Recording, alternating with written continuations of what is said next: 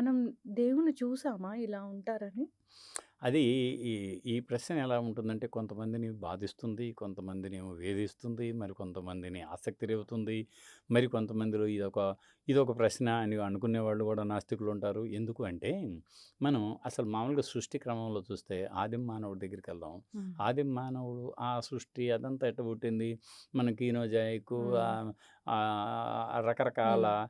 యుగాలున్నాయి. మంచు యుగం హ్మ్. అని, అంతరయుగం అని, మళ్ళీ మంచు యుగం అని, మళ్ళీ రాతి యుగం అని రకరకాలుగా ఎట్లా ఉన్నాయో, అవన్నీ ఇప్పుడు చెప్పుకోవటానికి సమయం కాదు కాబట్టి, అంటే ఆదిమ మానవుని కాలం నుంచి చరిత్రగతిన వచ్చిన జీవన విధానంలో మార్పులుంటాయే, హ్మ్. ఆ మార్పులు అనుభవంతో కూడినయి ఉంటాయి. ఫర్ ఎగ్జాంపుల్ పెద్ద వరదొచ్చిందనుకోండి, వరదకి భయపడతాడు మనిషి. హ్మ్. కార్చిచ్చుకు మనిషి భయపడతాడు. పెను గాలులకి మనిషి భయపడతాడు. పెద్ద భూకంపం వస్తే మనిషి భయపడతాడు. పెళ్ళలు విరిగితే భయపడతాడు. ఇప్పుడే మనం 5 రకాలు చెప్పుకున్నామే, హ్మ్. అవే పంచభూతాలు. హ్మ్. అయ్యో! అనుకోని, ఆ పంచభూతాల్లో ఉన్న శక్తి మనలో లేదు కదా! మనం నిమిత్త మాత్రులమే కదా! అని అనుకోని వాటిని ఆరాధించడం మొదలుపెడతాడు. వాటి యొక్క గొప్పతనాన్ని తాను బేరీజు వేసుకున్నంత మేరకు. అదిగో అలా ఏదో ఒక తెలియని శక్తి, నేను కాదు కదా ఇన్ని నీళ్లు తెప్పిస్తున్నది. హ్మ్. నేను కాదు కదా ఈ వర్షం కురిపిస్తుంది. హ్మ్. నేను కాదు కదా ఈ కార్చిచ్చుని రగిలిస్తుంది. నేను కాదు కదా ఈ పెనుగాలిని వీస్తున్నది అని అనుకున్నప్పుడు, ఆ 5 పంచభూతాలు మనకంటే గొప్పవి అని వాటిని ఆరాధించటం మొదలుపెట్టారు.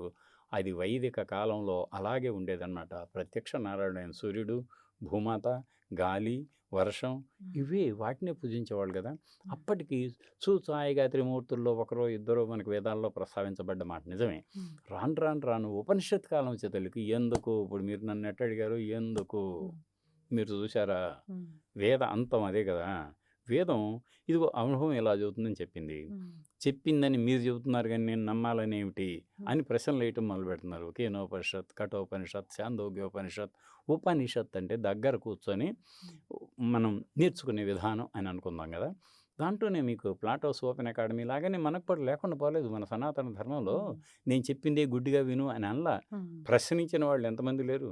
నచికేతోపాఖ్యానం. హ్మ్. ఉన్నాయా లేవా? మనం వాటినేమో స్పృశించట్లేదు. తెలుసుకోవాలని అంతే. మనం అసలు స్పృశించట్లేదమ్మా. హ్మ్. ఏదో ఒక దాన్ని పట్టుకొని అది లేదు, ఇది లేదని చెప్పి మనం ఏదో ఇంకొక వ్యామోహంలో బయటుండే దాన్నే కేవలం తీసుకొని అదే గొప్పది, ఇది గొప్పది కాదు అనే భావనకు రాకుండా, హ్మ్. మనం పాలు, నీళ్లు వేయగలిగిన శక్తిని ఒక హంసకుందని మనం ఆ! అంటామే, మనం కూడా ఉన్నోంటి జ్ఞానాన్ని తొందరపడకుండా అవగాహన చేసుకొని, అవగాహనతో దాన్ని విచక్షణను జోడించి తెలుసుకున్నప్పుడు, ఇదిగో నేను చెప్పానే దేవుడు ఉన్నాడా? లేడా? అనేది నిజమైన ప్రశ్నే. అది సామాన్య శక పూర్వం ఈ ఉపనిషత్ కాలంలో 8వ శతాబ్దంలో ప్రారంభమైంది. హ్మ్. 6వ శతాబ్దం వచ్చేసరికి మరింత బలీయమై దేవుడు ఉన్నాడని ఒక వర్గం, లేడని ఒక వర్గం వచ్చింది. దాంట్లో అటు వైదిక బ్రాహ్మణ మతం హ్మ్. దేవుడు ఉన్నాడు, సృష్టికర్త అయిన దేవుడు ఉన్నాడు, వీటన్నిటికీ వాడే కారకుడనే వాళ్ళు వీళ్ళైతే హ్మ్. దానికి దేవుడికి అనేక రూపాలిచ్చారు. హ్మ్. ఈ పక్కన వర్ధమాన మహావీరుడు, సిద్ధార్థ గౌతముడు, ఇంకా ఒక 6 రకాలైనటువంటి టీచర్స్ ఉన్నారు. హ్మ్. వాళ్ళేమన్నారంటే, మనకు వాటితో పనేముంది, ఉన్న జీవరాశుల యొక్క సంక్షేమం, తోటివాడి యొక్క బాధల్ని పట్టించుకొని, హ్మ్. మనకు మనం అర్థవంతమైన జీవితం, ఎవరిని ఇబ్బంది పెట్టకుండా, ఇబ్బంది నాకు కలిగిస్తే, హ్మ్. అతను కలిగించి నేను ఆనందం పొందకుండా, ఆ ఇబ్బంది కలిగేది నేను గూడా సహానుభూతిని పొంది, ఆ ఇబ్బంది నాకు ఇబ్బందే కదా! హ్మ్. దొంగతనం చేశాననుకోండి, పాపం ఆయనకు తెలియకుండా ఆయన వస్తువు నేను లాగాను అంటే, హ్మ్. ఇది నేను ప్రయోజనం అనుకుంటే ఆయనకి పాపం ఇబ్బంది కదా! హ్మ్. ఆయన అనుకుంటే దొంగతనం చేయలేము. అబద్ధం ఆడటం వల్ల అనేక మందికి బాధలు కలుగుతాయి కదా! ఒకసారి నేను మీ మీద చెబితే, మీ అధినేత ఓహ్! అలాగా అని రేపటి నుంచి మిమ్మల్ని ఆయన దృక్పథం మారుతుంది కదా! హ్మ్. దాంట్లో వాస్తవం లేదు. లేని దాన్ని చెప్పడమే అబద్ధం అంటాం కదా! హ్మ్. ఆ అబద్ధం వల్ల నాకు తాత్కాలిక ఆనందం వస్తది గానీ మీకు బాధ గదా! అది కలిగించొద్దనుకున్నాం. దొంగతనం చేయొద్దన్నాం. హ్మ్. మనం ఒక దాంపత్య జీవితానికి అలవాటు పడ్డాం. లేక ఒక సామాజిక అనుమతి ఉన్నటువంటి వివాహ నేపథ్యాన్ని మనం కలిగున్నాం. హ్మ్. ఆ వివాహ నేపథ్యంలో నా అతిచరామి అని మనం అంటాం. నేను అతిక్రమించను. హ్మ్. నువ్వు, నేను ఈ రోజు నుంచి ఒకటి 100 సంవత్సరాలు కలగాలి. ఇది 1000 ఏళ్ల పంట అని అంటామే. నేను అతిక్రమించను నీతోనే. నువ్వు అతిక్రమించవు నాతోనే. ఇదిగో ఈ బంధం అలా కొనసాగినంత సేపు ఇంట్లో పొరపచ్చాలుండవు కదా! హ్మ్. ఎక్కడైనా పొరపాటు జరిగితే సమాజంలో ఎంత అనర్థానికి దారితీస్తుందో మనం ప్రతిరోజు చూస్తున్నాం కదా. హ్మ్. ఇదిగో ఇలా అసలు మంచి అంటే ఏమిటో, చెడు అంటే ఏమిటో తెలుసుకొని మనం ప్రవర్తిద్దాం. అందరికీ మేలు చేద్దాం. ఇతర జీవరాశులను కూడా మనతో సమానంగా చూద్దాం. జీవహింస చేయొద్దు అని వీళ్ళన్నారు. హ్మ్. వాళ్ళేమో వీటన్నిటికీ కారణం దేవుడు అని చెప్పారు. హ్మ్. అది ఒక వర్గం, ఇదొక వర్గంగా ఆస్తిక, నాస్తిక వర్గాలుగా విడబడింది. ఇదే సమాజం ఇక్కడే పుట్టింది, ఇక్కడే పెరుగుతుంది. ఇప్పటికీ కొంత ఆ ఆలోచన ధోరణులు అలా ఉన్నాయి. లేడు అనలేదు. హ్మ్. ఎలా వచ్చారు అన్నానంతే. అంతే. హ్మ్. అంటే ఎలా వచ్చారంటేనేమో ఆలోచనే. కేవలం హ్మ్. ఇందాక నేను చెప్పానే, హ్మ్. పంచభూతాలకు భయపడ్డ మానవుడు హ్మ్. వాటికి ఒక రూపాన్ని కల్పించాడు. హ్మ్. వర్షం, వరుణదేవుడు. ఎట్లుంటాడు దేవుడు మరి? హ్మ్. ఎదురుగా చూస్తే ఒక మనిషి ఉన్నాడు. మనిషికి తల ఉంది, మెడ ఉంది, శరీరం ఉంది, దేహం, హ్మ్. చేతులున్నాయి. ఈ అంగ, ఉపాంగాలున్నాయి. ప్రత్యంగం అంటే ఆయుధం, అలంకారాలున్నాయి.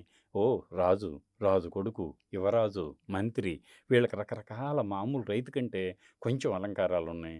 హోదాని తెలియజేస్తున్నాయి. మరి వీళ్ళందరికంటే దేవుడు రాజు కంటే ఎక్కువ అలంకారాలు, రాజు కంటే ఎక్కువ భార్యలు, రాజు కంటే ఎక్కువ ఆయుధాలు ధరించినటువంటి ఒక నేపథ్యాన్ని కల్పించుకున్నారు అని మనం ఒకవైపు అనుకోవచ్చు. రెండో వైపు వీటన్నిటికి సంబంధించి ఈ పౌరాణిక సాహిత్యంలో ఆయన రూపం అలా ఉంది హ్మ్. అని మనకి సమాచారం తరతరాలుగా వస్తుంది కదా. హ్మ్. దాని ఆధారంగానే శిల్పులు కూడా రూపాలని తీర్చిదిద్దుతున్నారు. అవి ఆలయాల్లో కొలువుదీరుతున్నాయి. అవి మన తరతరాలుగా మనం వాటిని ఆరాధిస్తున్నాం. అదిగో అది దాని నేపథ్యం. హ్మ్. అక్కడ దొరికే శిలల్నే వాడతారా? అది రకాలు. అంటే ఏమైద్దంటే శిల అంటే చాలామంది ఏం చేస్తారు, ఉదాహరణకి మనం ఈ రోజుల్లోనే మక్రాన్ రాయి తెచ్చుకుంటున్నాం. ఎక్కడిదో మనకెందుకు చెప్పండి. హ్మ్. మచిలీపట్నానికి మక్రాన్ రాయి ఎందుకు? ఎందుకని అడగటానికి లేదు. ఆయనకి ఆస్తి ఉంది తెచ్చుకుంటున్నాడు. అవును. వాళ్ళ ఆవిడ కావాలనుకుంది. వాడు ఆమె కోరిక తీర్చాడు. ఎక్కడి నుంచి?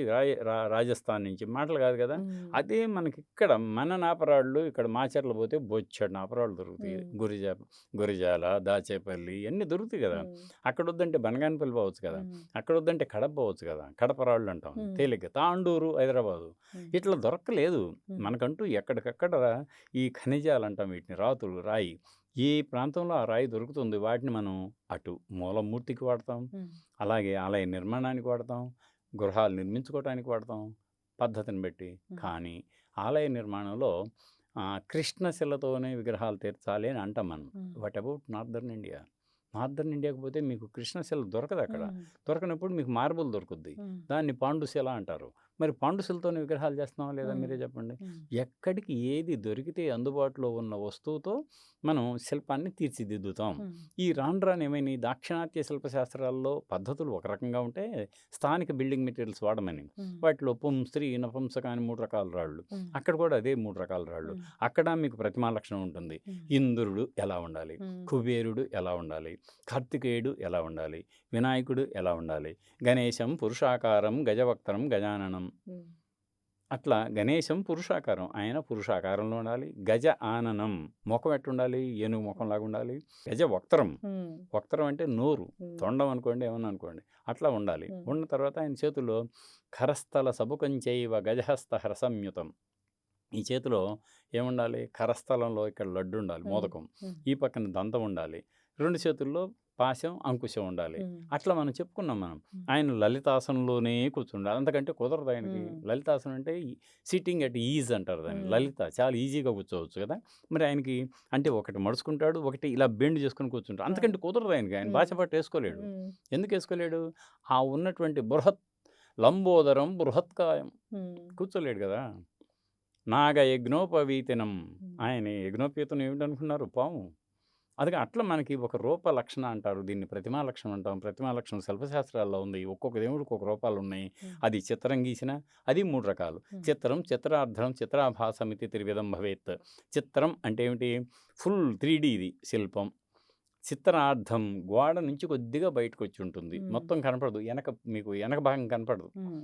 దాన్ని చిత్రార్థం అంటాం. చిత్ర ఆభాసం. ఆభాసం అంటే కొద్దిగా ఉండి లేనట్టుగా ఉంటుంది కానీ ముఖం కనపడితే గోడ మీద పెయింటింగు. హ్మ్. ఇయన్నీ కూడా శాస్త్రాలున్నాయి. హ్మ్. శిల్పశాస్త్రాలు. వాస్తుశాస్త్రాలు ఆలయ నిర్మాణానికి, వాస్తుశాస్త్రాలు శిల్పశాస్త్రాలు ఆలయ ఈ మూలమూర్తుల నిర్మాణానికి హ్మ్. పనికొస్తాయన్నమాట. అది.